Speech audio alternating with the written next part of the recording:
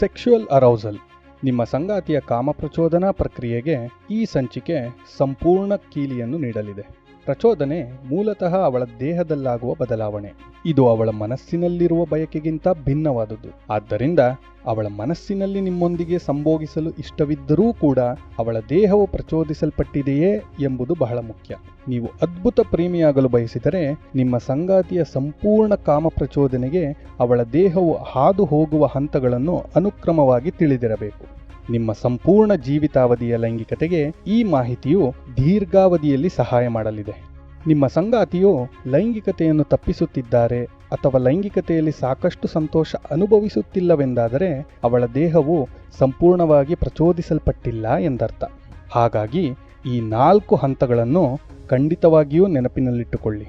ಮೊದಲ ಹಂತವು ಅವಳನ್ನು ಯಾವಾಗ ಚುಂಬಿಸಬೇಕು ಎಂದು ತಿಳಿಯುವುದು. ಒಬ್ಬ ಮಹಿಳೆಗೆ ಚುಂಬನವು ಲೈಂಗಿಕತೆಯ ದಾರಿಯಲ್ಲಿ ಮೊದಲ ಅನುಭವವಾಗಿರುತ್ತದೆ. ಅವಳು ಈ ಪ್ರಕ್ರಿಯೆಗೆ ಸಿದ್ಧವಾಗುವ ಮುನ್ನವೇ ನೀವು ಅವಳ ಸ್ತನಗಳನ್ನು ಹಿಡಿದರೆ ಅವಳಿಗೆ ಇಷ್ಟವಾಗದೇ ಇರಬಹುದು. ನಿಮ್ಮ ಲೈಂಗಿಕ ಸ್ವಾರ್ಥತೆಗಾಗಷ್ಟೆಯೇ ಅವಳ ಉಪಯೋಗವೆಂಬ ಭಾವನೆ ಮೂಡಬಹುದು. ಇಲ್ಲವೆಂದು ಹೇಳಲಾಗದೆ ನಿಮ್ಮೊಂದಿಗೆ ಸಂಭೋಗಿಸುವುದೂ ಒಂದು ಕೆಲಸವೆಂದಷ್ಟೇ ಮಾಡಬಹುದು. ಆದ್ದರಿಂದ ನೀವು ಸೂಕ್ಷ್ಮವಾಗಿರಬೇಕು. ಹಾಗಾಗಿ ನೀವು ಹತಾಶೆಯಿಂದ ಅವಸರದಲ್ಲಿ ಅವಳನ್ನು ಚುಂಬಿಸಿದರೆ ಅವಳು ಅದನ್ನು ಆನಂದಿಸುವುದಿಲ್ಲ. ಎರಡನೆಯದಾಗಿ, ಅವಸರದಲ್ಲಿ ಅವಳ ಸ್ತನಗಳನ್ನು ಅಂದರೆ ಬ್ರೆಸ್ಟ್ ಹಿಡಿಯಲು ಹೋಗಬೇಡಿ. ಮೂರನೆಯದು, ಅವಳ ಜನನಾಂಗದ ಪ್ರದೇಶವನ್ನು ಮುಟ್ಟುವುದು ಯಾವಾಗ ಎಂದು ತಿಳಿಯುವುದು. ಅವಸರದಿಂದ ನಿಮ್ಮ ಬಗ್ಗೆ ಅವಳಲ್ಲಿ ಒಳ್ಳೆಯ ಅಭಿಪ್ರಾಯ ಹುಟ್ಟುವುದಿಲ್ಲ. ಮತ್ತು ನಾಲ್ಕನೆಯದಾಗಿ, ನಿಮ್ಮ ಸಂಭೋಗದ ಸಮಯ ಯಾವಾಗ ಎಂದು ತಿಳಿಯುವುದು. ಅಂದರೆ ನಿಮ್ಮ ಶಿಶ್ನ ಪ್ರಸರಣ ಅಥವಾ ಪೀನಸ್ ಪೆನಿಟ್ರೇಷನ್ ಸಮಯ ಯಾವುದು ಎಂದು ತಿಳಿಯುವುದು. ಈ ಹಂತಗಳನ್ನು ಅನುಕ್ರಮವಾಗಿ ತಿಳಿದು ಅದಕ್ಕೆ ಅನುಗುಣವಾಗಿ ನಿಮ್ಮ ಸಂಗಾತಿಯನ್ನು ಸಮೀಪಿಸುವುದು ಬಹಳ ಮುಖ್ಯವಾಗಿರುತ್ತದೆ. ಹಾಗಾದರೆ ಈ ಹಂತಗಳನ್ನು ನೀವು ನಿಖರವಾಗಿ ಹಾದು ಹೋಗುವುದು ಹೇಗೆ? ಬನ್ನಿ ಕಲಿಯೋಣ. ಮೊದಲ ಹೆಜ್ಜೆ, ಸಂಗಾತಿಯೊಂದಿಗೆ ಭಾವನಾತ್ಮಕ ಸಂಪರ್ಕ. ಬಹಳಷ್ಟು ಪುರುಷರಿಗೆ ತಮ್ಮ ಸಂಗಾತಿಯೊಡನೆ ಈ ಸಂಪರ್ಕ ಹೊಂದಿದ್ದಾರೆಯೇ ಇಲ್ಲವೇ ಎಂಬುದೇ ತಿಳಿದಿರುವುದಿಲ್ಲ. ಅವಳೊಂದಿಗೆ ಯಾವುದೇ ಜಗಳವಾಡಿದಾಗ ಅಥವಾ ಭಿನ್ನಾಭಿಪ್ರಾಯವಿದ್ದಾಗ ತಕ್ಷಣ ಅವಳು ನಿಮ್ಮೊಂದಿಗೆ ಲೈಂಗಿಕತೆಗೆ ಸಿದ್ಧವಿರುವುದಿಲ್ಲ. ಹೀಗಿದ್ದಾಗ ನೀವು ಅವಳೊಂದಿಗೆ ಮಾತನಾಡುವ ಮೂಲಕ, ಹಂಚಿಕೊಳ್ಳುವ ಮೂಲಕ ಪರಿಸ್ಥಿತಿಯನ್ನು ಸ್ವಲ್ಪ ತಿಳಿಗೊಳಿಸಿ ಸಂಪರ್ಕವನ್ನು ನಿರ್ಮಿಸಬೇಕು. ಸಂಪರ್ಕ ನಿರ್ಮಿತವಾಗಿದೆಯೇ ಎಂದು ತಿಳಿಯಲು ಅವಳ ಸಂಕೇತಗಳನ್ನು ಗಮನಿಸಬೇಕು. ನೀವು ಅವಳ ಕಡೆ ವಾಲುತ್ತಿದ್ದರೆ ಅವಳು ನಿಮ್ಮ ಕಡೆ ವಾಲುತ್ತಿದ್ದಾಳೆಯೇ? ಅವಳ ದೇಹ ಭಾಷೆ ಸಡಿಲವಾಗಿದೆಯೇ ಅಥವಾ ಅವಳು ಹಿಂದೆ ಸರಿಯುತ್ತಿದ್ದಾಳೆಯೇ? ಹೀಗೆ ಅವಳ ಮನಸ್ಥಿತಿಗನುಗುಣವಾಗಿ ನೀವು ಅವಳನ್ನು ಚುಂಬಿಸಲು ಪ್ರಾರಂಭಿಸಬಹುದು. ಚುಂಬನವು ಮಹಿಳೆಯನ್ನು ಸಂಪೂರ್ಣವಾಗಿ ಲೈಂಗಿಕತೆಗೆ ತೆರೆಯುವ ಅದ್ಭುತ ತಂತ್ರವಾಗಿದೆ. ಅವಳ ಸೂಕ್ಷ್ಮ ವ್ಯತ್ಯಾಸಗಳಿಗೆ ಹೊಂದಿಕೊಳ್ಳಲು ಪ್ರಾರಂಭಿಸಿ. ಚುಂಬನವನ್ನು 2 ನಿಮಿಷಗಳಿಗೇ ಮುಗಿಸಿ ಜನನಾಂಗಗಳತ್ತ ಮುಂದುವರೆದು ಬಿಡಬೇಕೆಂಬ ಹತಾಶೆಯ ಟೈಮ್ ಟೇಬಲ್ ಅನ್ನು ಅನುಸರಿಸಬೇಡಿ. ಸಾಕಷ್ಟು ಸಮಯ ತೆಗೆದುಕೊಳ್ಳಿ. ಇಲ್ಲಿ ಯಾವುದೇ ಆತುರವಿಲ್ಲ, ಏಕೆಂದರೆ ಈ ಬಂಧವು ಅವಳನ್ನು ಸಂಪೂರ್ಣ ಸಿದ್ಧಗೊಳಿಸುತ್ತದೆ.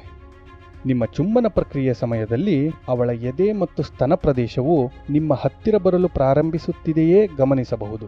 ಹೌದು ಎಂದಾದರೆ ಇದು ಅವಳ ಸ್ತನವನ್ನು ನೀವು ಸ್ಪರ್ಶಿಸಲು ಸಿದ್ಧಳಾಗಿದ್ದಾಳೆ ಎಂಬ ಸೂಚನೆಯಾಗಿದೆ. ಈಗ ನೀವು ಅವಳ ಸ್ತನಗಳನ್ನು ಮುದ್ದಿಸುವಾಗ ಅಲ್ಲಿಯೇ ಅಂಟಿಕೊಂಡಿರಬೇಕಿಲ್ಲ. ನೀವು ಅವಳ ಸಂಪೂರ್ಣ ದೇಹವನ್ನು ಸಕ್ರಿಯಗೊಳಿಸಬೇಕಾಗಿದೆ. ಅವಳ ತೊಡೆಗಳು, ಭುಜಗಳು, ತೋಳುಗಳು, ಕೈಗಳು, ಹೊಟ್ಟೆ, ಅವಳ ಸೊಂಟ ಹಾಗೂ ತಲೆಯ ಹಿಂಭಾಗಗಳಲ್ಲಿ ನಿಮ್ಮ ಕೈಗಳನ್ನು ಆಡಿಸಿದಾಗ ಅವಳ ಆನಂದದ ಅನುಭವವನ್ನು ನೀವೇ ಗಮನಿಸಬಹುದು. ನಂತರ ಅವಳ ಸೊಂಟದ ಭಾಗವನ್ನು ನಿಮ್ಮ ಕಡೆ ವಾಲಿಸುತ್ತಿದ್ದಾಳೆ ಎಂದರೆ ನೀವು ಮುಂದಿನ ಹಂತಕ್ಕೆ ಹೋಗಲು ಅದು ಸೂಚನೆಯಾಗಿದೆ. ನಿಧಾನವಾಗಿ ನಿಮ್ಮ ಕೈಗಳಿಂದ ಅವಳ ಜನನಾಂಗದ ಪ್ರದೇಶವನ್ನು ಸ್ಪರ್ಶಿಸಲು, ನಂತರ ಕಂಪಿಸಲು ಪ್ರಾರಂಭಿಸಬಹುದು. ಈ ಹಂತದಲ್ಲಿ ನೀವು ಸಾಕಷ್ಟು ಸಮಯವನ್ನು ಕಳೆಯಬಹುದು. ನಿಮ್ಮ ಶಿಶ್ನ ಪ್ರಸರಣಕ್ಕೆ ಅವಸರ ಪಡದೆ ಈ ಪ್ರತಿ ಹಂತಗಳಲ್ಲಿಯೂ ನೀವು ಸಂಪೂರ್ಣವಾಗಿ ಮುಳುಗಬೇಕು ಮತ್ತು ಅಂತಿಮ ಹಂತದಲ್ಲಿ ನಿಮ್ಮ ಸಂಗಾತಿಯನ್ನು ನಿಮ್ಮೊಂದಿಗೆ ಕರೆದೊಯ್ಯಬೇಕು. ಅವಳ ಸೊಂಟದ ಭಾಗವನ್ನು ನಿಮ್ಮತ್ತ ಇನ್ನಷ್ಟು ತಳ್ಳುತ್ತಿದ್ದಾಳೆ, ಅವಳ ಕಾಲುಗಳು ತೆರೆಯಲು ಪ್ರಾರಂಭಿಸಿವೆ, ಅವಳ ಯೋನಿಯು ಒದ್ದೆಯಾಗಿದೆ ಎಂದು ನೀವು ಗಮನಿಸಿದರೆ ಅವಳು ಆಂತರಿಕ ಸ್ಪರ್ಶ, ನಿಮ್ಮ ಶಿಶ್ನದ ನುಗ್ಗುವಿಕೆಗೆ ಸಿದ್ಧಳಾಗಿದ್ದಾಳೆ ಎಂದರ್ಥ. ಈ ರೀತಿಯಾಗಿ ಸಂಪೂರ್ಣ ಕಾಮ ಪ್ರಚೋದನೆಗೊಳ್ಳಲು ಒಬ್ಬ ಮಹಿಳೆಯ ದೇಹವು ಹಾದು ಹೋಗುವ ನಿರ್ದಿಷ್ಟ ಹಂತಗಳಾಗಿವೆ.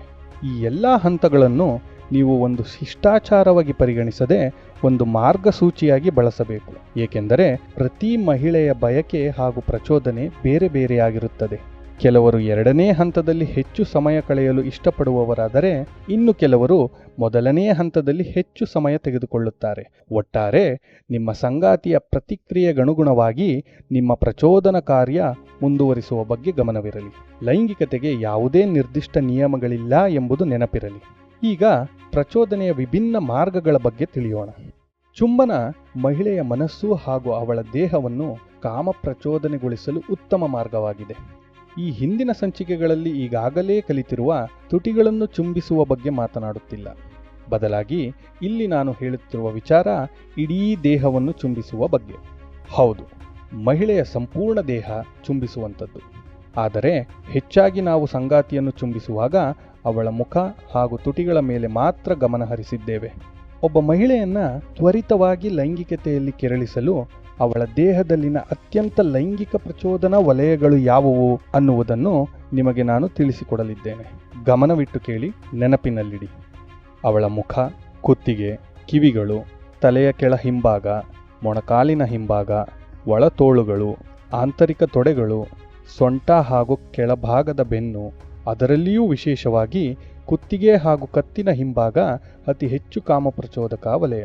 ಬಹುತೇಕ ಎಲ್ಲ ಸ್ತ್ರೀಯರು ಕುತ್ತಿಗೆ ಚುಂಬನವನ್ನು ಇಷ್ಟಪಡುತ್ತಾರೆ. ಮುಂದೆ ಸಾಗುತ್ತಾ, ಪುರುಷರು ಮಾಡುವ ಒಂದು ಸಾಮಾನ್ಯ ತಪ್ಪೇನೆಂದರೆ ತನ್ನ ಸಂಗಾತಿಯ ಬಟ್ಟೆಗಳು ಕಳಚುತ್ತಿದ್ದಂತೆಯೇ ತಕ್ಷಣ ಅವಳ ಸ್ತನಗಳು ಹಾಗೂ ಮೊಲೆತೊಟ್ಟುಗಳನ್ನು, ಅಂದರೆ ನಿಪ್ಪಲ್ಸ್, ಇವುಗಳನ್ನು ನಾಜೂಕು ಇಲ್ಲದ ರೀತಿಯಲ್ಲಿ ಹಿಡಿಯುವುದು, ಹಿಸುಕುವುದು. ನಿಮ್ಮ ಗಮನವನ್ನು ಅವಳ ನಿಪ್ಪಲ್ಸ್ ಮೇಲೆಯೇ ಕೇಂದ್ರೀಕರಿಸಬೇಕಾಗಿಲ್ಲ. ಈ ವಿಚಾರದಲ್ಲಿ ಕೌಶಲ್ಯವನ್ನು ಹೊಂದುವುದು ಅಗತ್ಯವಾಗಿದೆ.